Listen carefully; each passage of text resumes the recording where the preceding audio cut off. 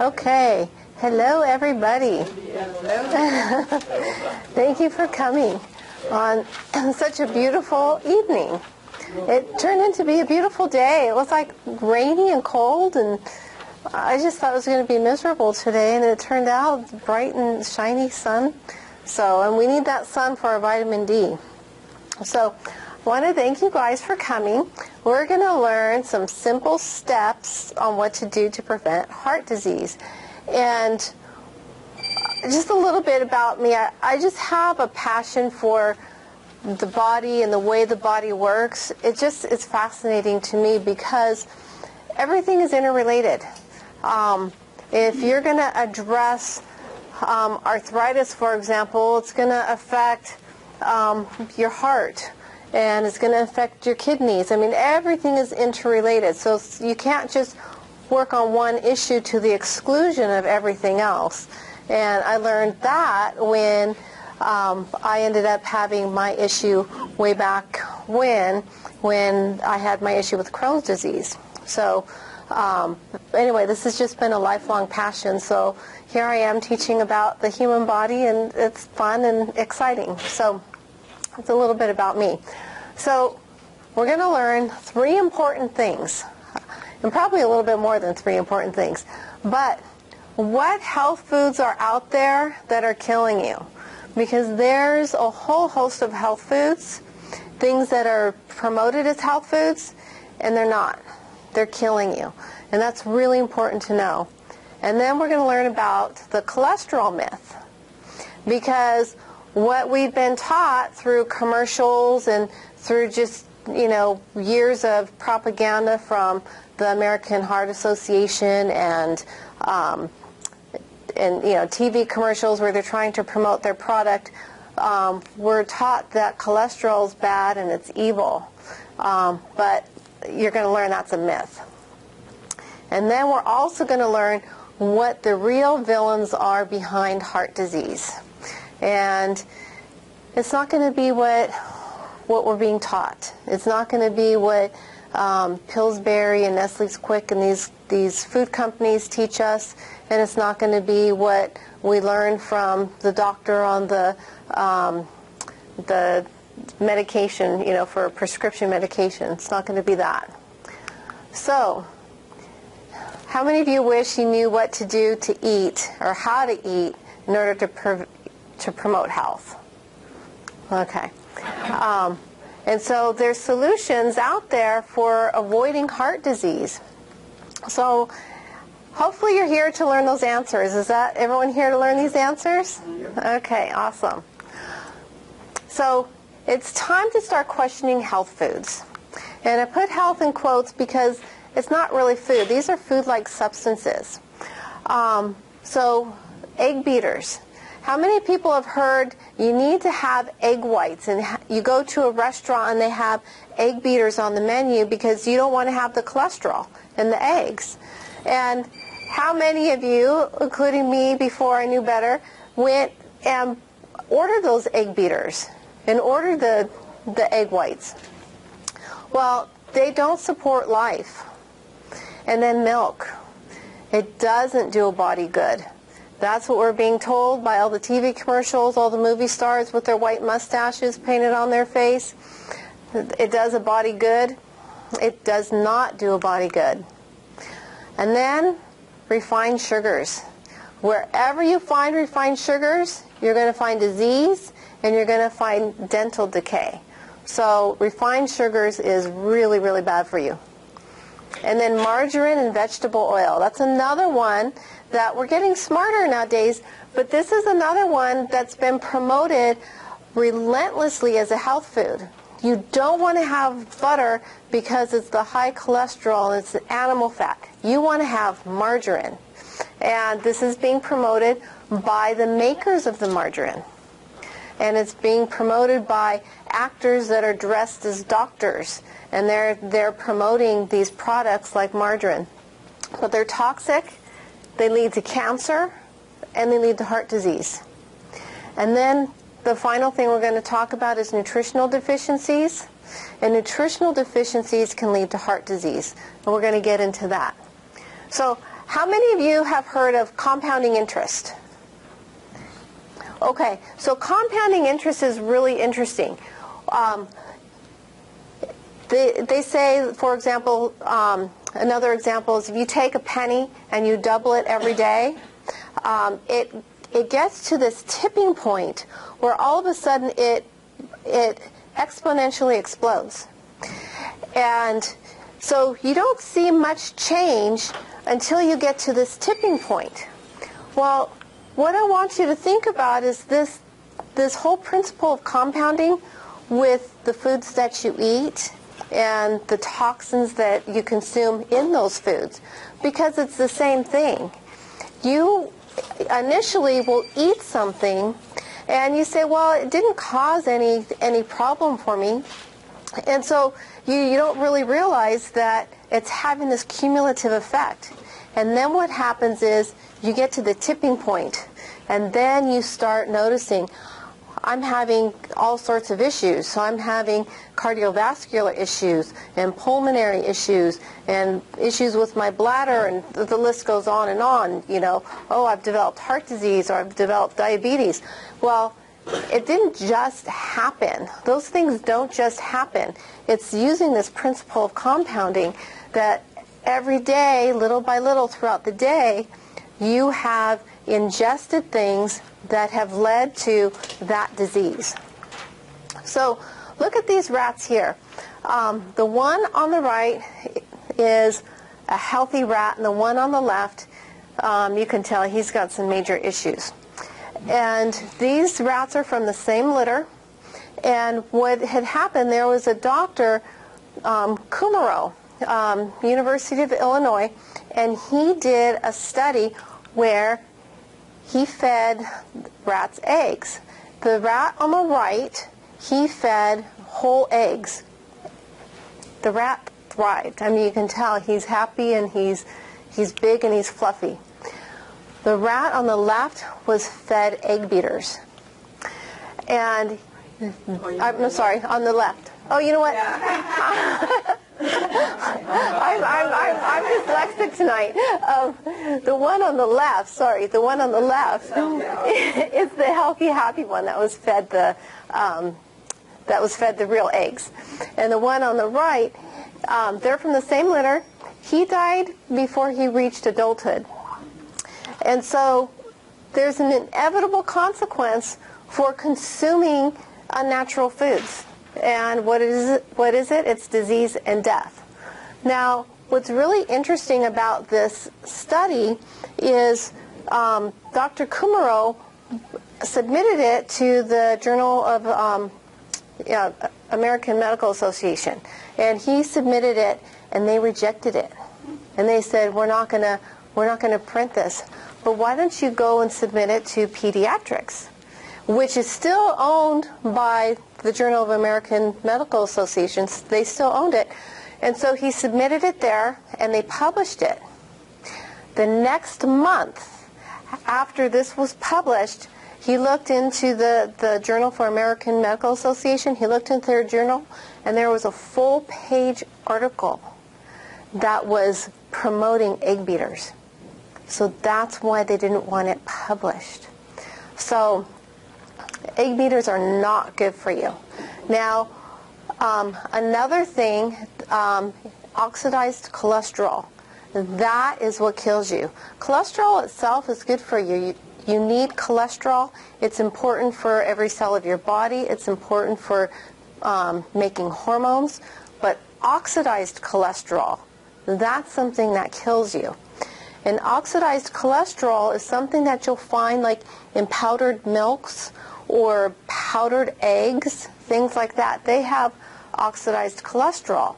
Now, one of the things that you need to really be careful of is reading those ingredients on packages, because you can find those ingredients in so many different products. In baked goods, you'll find it in drinks like the Carnation Instant Breakfast drink will have the powdered milk. So anything that's got powdered milk in it, that's going to have oxidized cholesterol. Infant formulas can. You need to look and see. A lot of infant formulas are made from other things that aren't as good either, such as soy. But yes, infant formula. So here we are feeding our children oxidized cholesterol, which is going to have a cumulative effect. It's going to cause free radical damage. It's going to cause your cell wall to become brittle and hard, and over time, when your cell walls get like that, you get conditions as atherosclerosis. So it's really important to read those labels. Freeze-dried. I would be very careful with freeze-dried as well, because you're altering the structure of whatever it is. The molecular structure, right? Pardon me? The molecular structure? Yes. That's why it's oxidized stuff, is by the molecular structures have changed? Correct. Correct. So milk. Milk is another one that has been promoted as a health food. And when you have pasteurized and homogenized milk, this is also toxic. What happens during the homogenation is when the milk does not separate anymore. The cream and the fats don't separate out. And so you have a big molecule of fat. It's a fat globule. And there's high pressure, and that fat globule is forced through a small porous screen like this, and it breaks it down. And it breaks it down so it gets suspended, the fat globules get suspended in the milk, and then it doesn't separate. The problem with that happening is that your body can't digest it, and it's too small, and it goes through your gut wall, and when it goes through the gut wall, it doesn't get through the lymphatic system, and then that's how allergies can develop to milk and milk products. One thing that a lot of people have noticed is that if they drink raw milk, where it's not pasteurized and it's not homogenized, that they can tolerate it. So that is the reason why certain people can tolerate the raw milk. Now, the pasteurization process, that's heating the milk to such a degree that it kills any pathogens. The reason why that's important nowadays for us is because what they do to these poor dairy cows, and they give them growth hormone, and they keep their udders full of milk, and then they get infections. And this is really gross, but the infections, of course, is pus, and that gets into the milk, and there's blood and pus and pathogens, and so we have to pasteurize it in order to not get contaminated with those pathogens and with that pus. If you get raw milk, those cows are treated completely differently, and they don't have those same issues, and they're held to a much higher standard. But the point of this whole thing is milk that's pasteurized and homogenized, it's dead. It's not good for you. Your body doesn't recognize it, and you're going to end up having issues down the road if you continue to consume milk and milk products. That's correct. The high cholesterol myth. Now, we've been told that cholesterol causes heart attacks, and we have to keep our cholesterol low. It's really, really important to keep our cholesterol low. However, what is not advertised and what people don't realize is that 80% of all heart attack victims do not have elevated cholesterol. So this is a myth that we're being fed, and it's not. This is not the issue. The cholesterol is the repair substance. So what happens is our bodies get free radical damage, and our bodies in the arteries. And so we try to repair that. It's kind of like repairing the inside of a tire. You lay down in the tire, you lay down the cement, then you lay down the patch, and hopefully that holds and you can go on. Well, when our arteries get free radical damage, our bodies lay down certain things. One of the things it lays down is calcium, because there's a lot of calcification, and then the cholesterol is actually laid down last. And so it's not due to the cholesterol. The cholesterol is just trying to repair the wall of the artery. So now we're going to talk about the benefits of refined sugar. And there are none. There's no benefit, none whatsoever. So diets high in refined sugar, though, that's going to lead to heart disease. It's going to lead to chronic illness. And there's just nothing good. There's no good can come out of eating refined sugars. So it increases the free radical damage. So we need to look and see, why are the arteries building up plaquing? And it's not because of cholesterol. Cholesterol is very slick and slippery in the bloodstream, and it slides right on through. So it's not because of high cholesterol, but it's because of free radical damage. The other thing with the sugar, it creates insulin resistance. It's another thing we don't want. What's that going to lead to? If we don't have that in check, it's going to lead to diabetes. And then the refined sugars is conclusively linked to heart disease. Conclusively. There's not a doubt about this. It leads to high triglycerides. It leads to enlargement of the liver, shrinkage of the adrenal glands. We need our adrenal glands. And shrinkage of the pancreas, and then candida. A lot of people have candida overgrowth, and it's all goes back to the high diet and refined sugars. Now, further bad news about refined carbohydrates, it depresses the immune system, and that's something we all want functioning properly. Having too many refined carbohydrates, they cause behavior problems. And again, these cause free radical damage.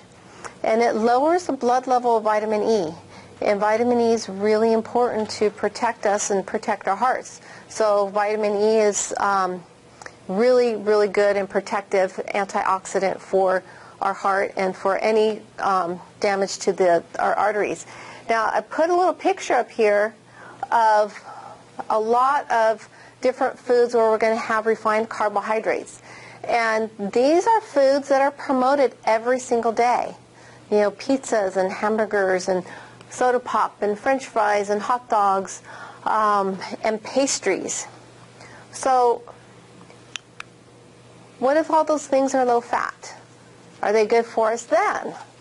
Well, if you look at the website for the American Heart Association, they would say yes.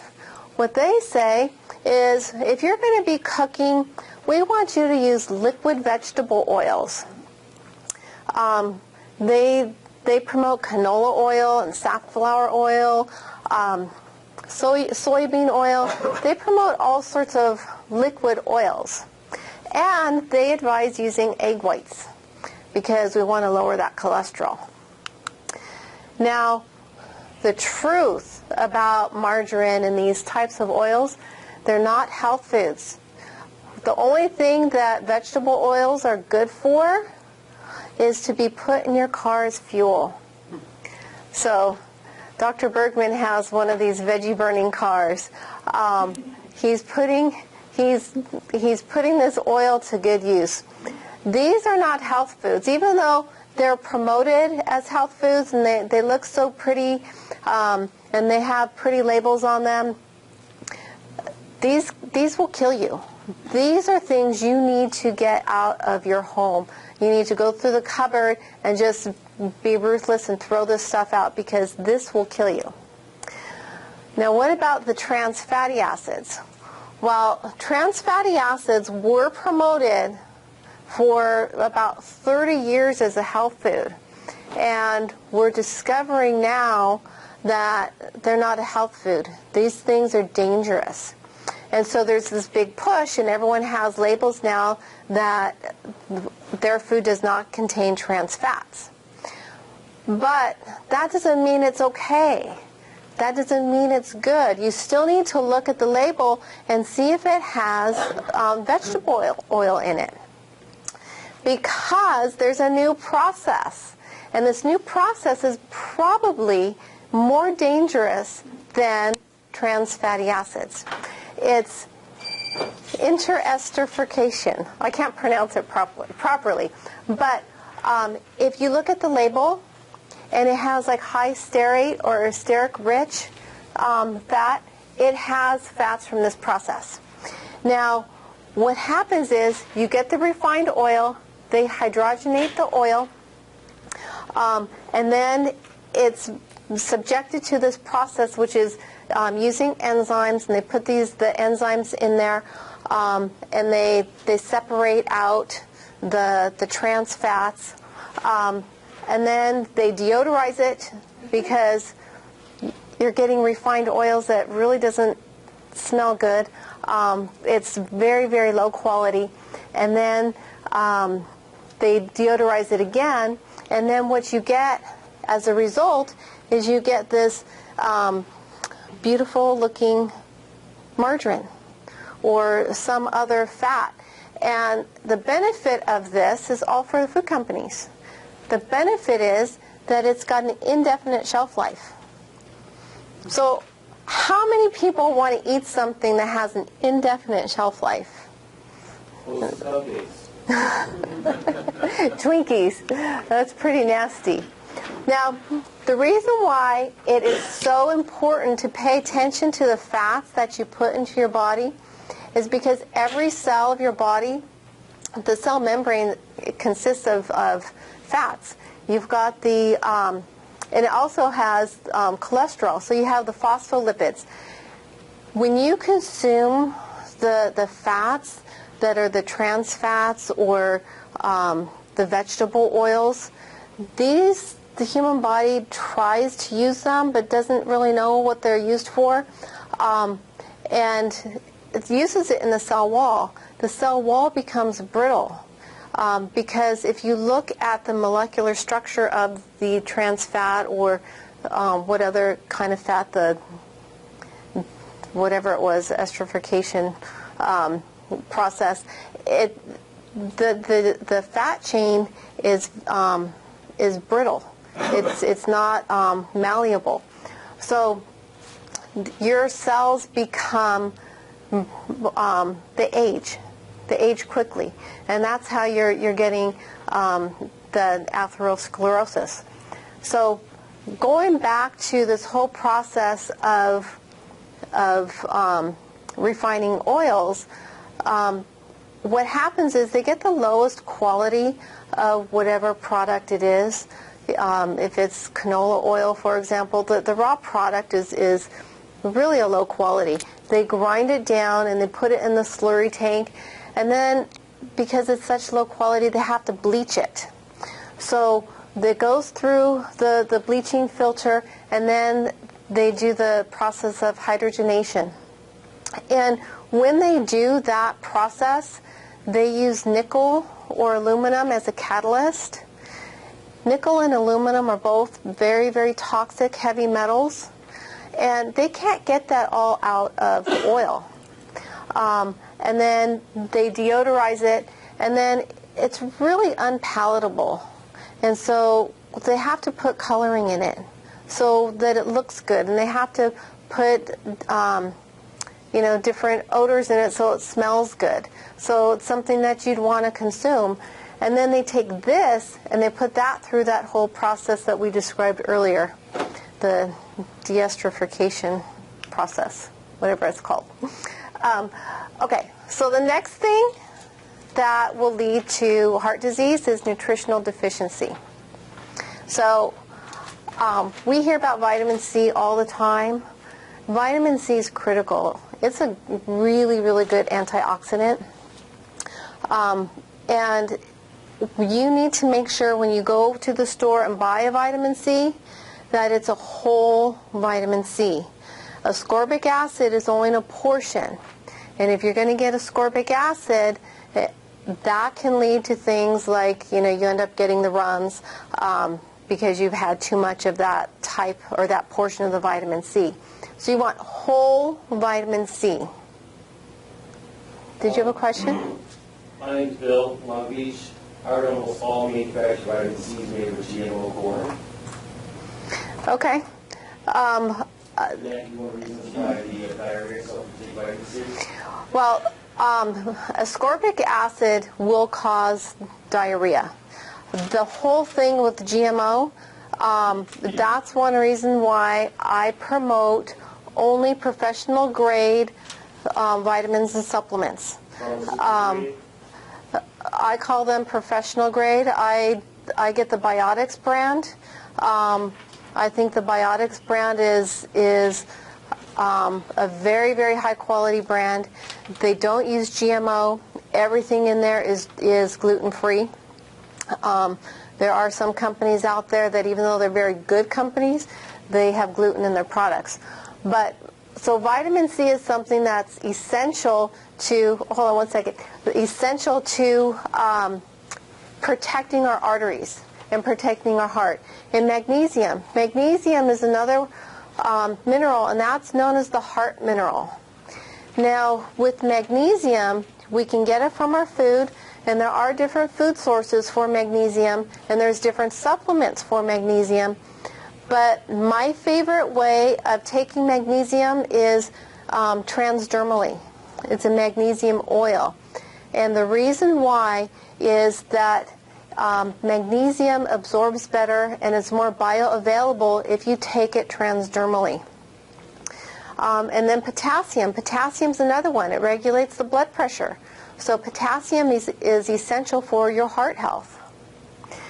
Now, there's more nutritional deficiencies that we need to be watchful for. One is folate. Folate you can get from your diet, and folate, what you want to think of is foliage, so green leafy vegetables. That's a good source of folate. B6, you get that from beans and legumes and eggs. And then B12. And these nutrients, they all lower the homocysteine. And that's something that we want lowered because high levels of homocysteine, that's an indication of heart disease, and you may end up with a heart attack. So that's one indication. So in order to make sure that you don't go that direction, we need to make sure we have these B vitamins. Antioxidants. Antioxidants are critical. And what's important about antioxidants is to make sure you get a full array. You can get them from berries, and you can get them from things like the bell peppers. So you think of the beautiful colors. So when you go to farmer's market and you look for the things with the deep, rich, beautiful colors. But it's important to get a whole array of the antioxidants. Okay, we need to talk about vitamin A, vitamin K2, and vitamin D. So vitamin A is really important because vitamin A helps with your thyroid. And as we'll see in a little bit, your thyroid plays a critical role in heart disease. And vitamin D, that's necessary for calcium utilization, and vitamin K2. And vitamin D and K2, they work together. And K2 kind of tells the body where the calcium needs to go. And so that's why it's really important. So K2 helps to protect against calcification. You don't want calcification in any of your soft tissues.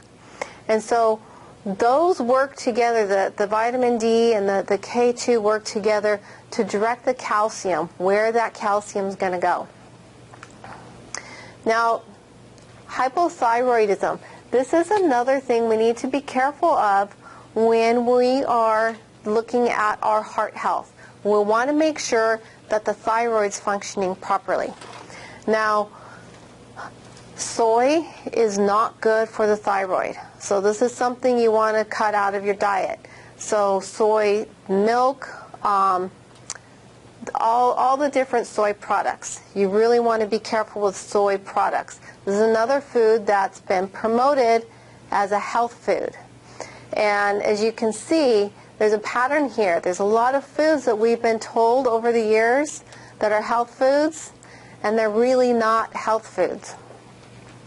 So if you don't have thyroid, or if your thyroid hormones are low, it can cause high triglyceride levels. And so that's why the thyroid is so important.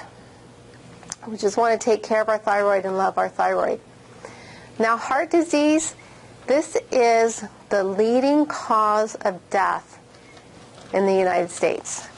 Far surpasses anything else. It surpasses cancer and respiratory diseases and diabetes. And so this is something that we really need to take seriously. And one of the reasons why it is so extreme is because we're eating fake food.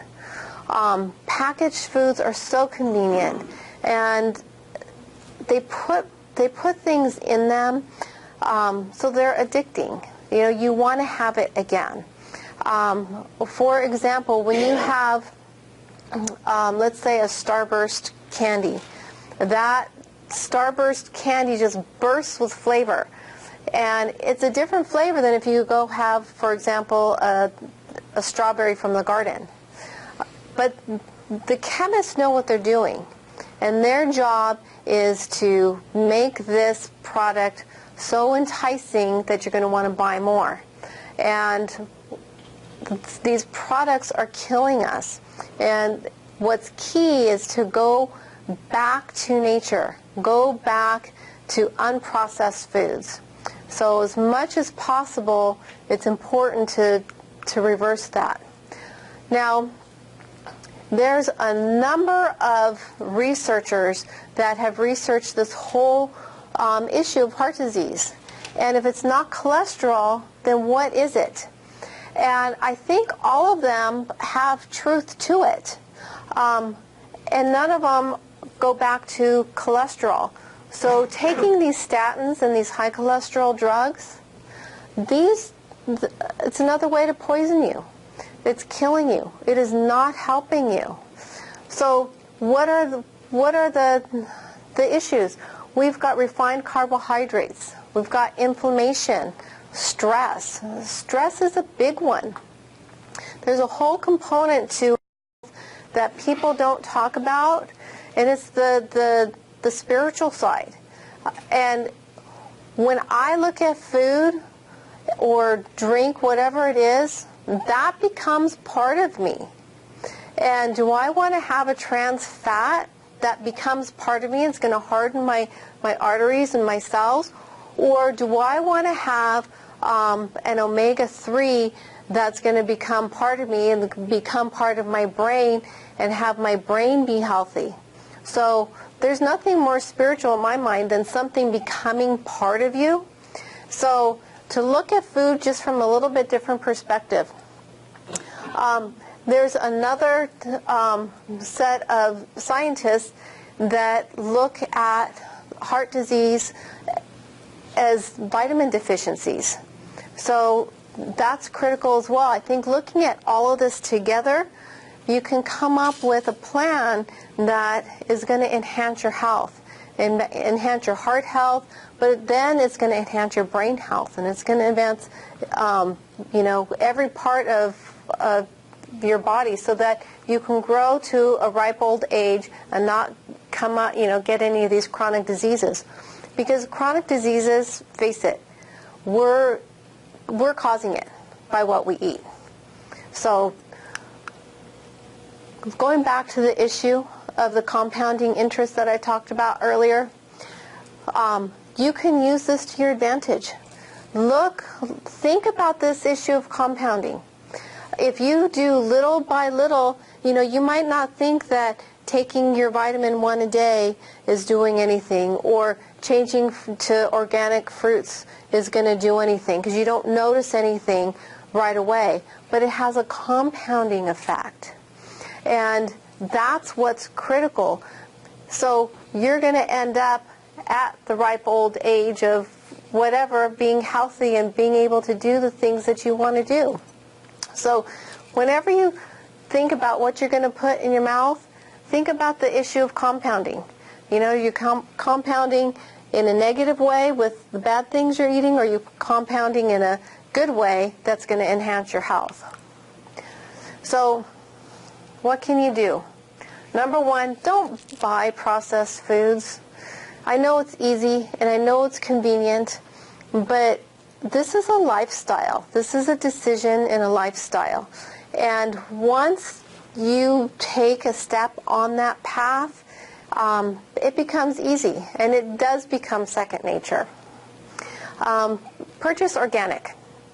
Organic is really important. Again, the issue of compounding.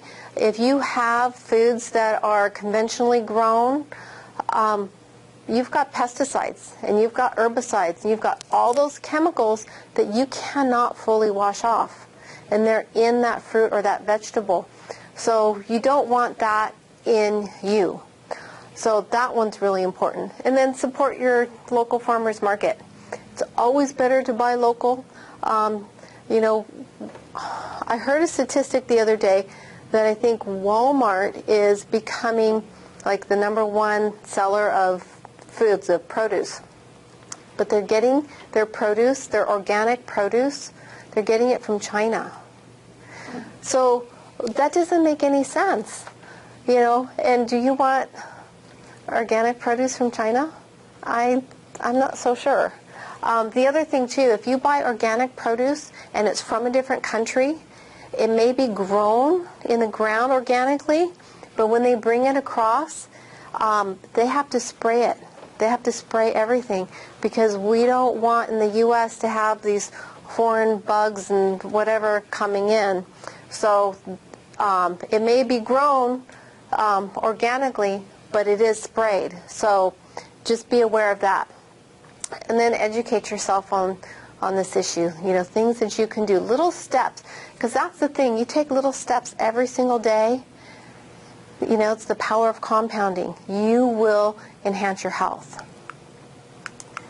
So, #1, detoxify your mind through meditation. Detoxify your body by what you put in it. Drinking plenty of fresh water. My favorite water is straight from the earth and put in glass bottles, and that's what I drink. You can cleanse. There's a number of cleanses out there that are really good. The far infrared sauna and exercising, these are all things that you can do to get rid of toxins. And as you get rid of toxins, if you start putting the good stuff in, you can reverse. If you have these conditions, you can reverse these conditions. You're not destined to live the rest of your life with these conditions. And then get plenty of sunshine. Sunshine is the best source of vitamin D. Not a pill, not a supplement, sunshine.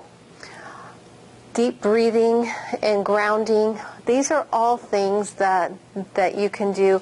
And the supplementation, I think that supplementation is so important these days because our food is depleted.